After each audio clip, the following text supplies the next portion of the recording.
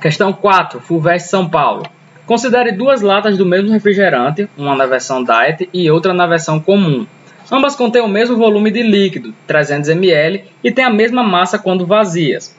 A composição do refrigerante é a mesma em ambas, exceto por uma diferença. A versão comum contém uma certa quantidade de açúcar, enquanto a versão Diet não contém açúcar, apenas uma massa desprezível de um adoçante artificial.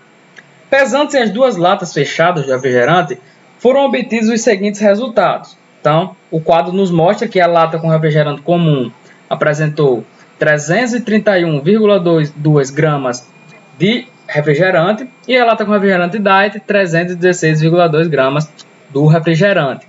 Por esses dados, pode-se concluir que a concentração em gramas por litro desse açúcar no refrigerante comum é de aproximadamente, e aí a gente vai ter que responder. Então, o que a questão nos pede? Concentração comum, concentração em gramas por litro de açúcar no refrigerante comum. Então, a gente precisa saber da massa e do volume. Do volume a gente já sabe, né? A questão já nos disse que são 300 ml. E a massa? Qual é a massa de açúcar no refrigerante comum? Então, bora lá. O que a gente tem, né? A figura dos dois tipos de refrigerante. A questão nos diz que um tem 331,2 e a outra 316,2 gramas. E no mesmo volume. O enunciado deixou bem claro que eles são, né? Esses dois refrigerantes são a mesma coisa.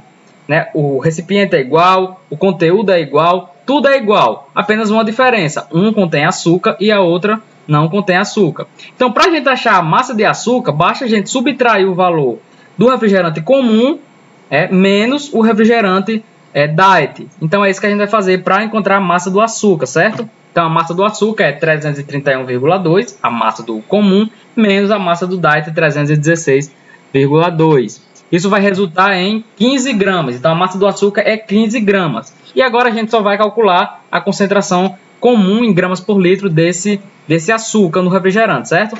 Então, concentração, como vocês sabem, é massa do soluto dividido pelo volume da solução. Massa do soluto que em gramas, a gente já tem essa massa em grama, e o volume da solução em litro, certo? A gente não tem o volume em litro, mas a gente pode facilmente converter por uma regra de 3, ó.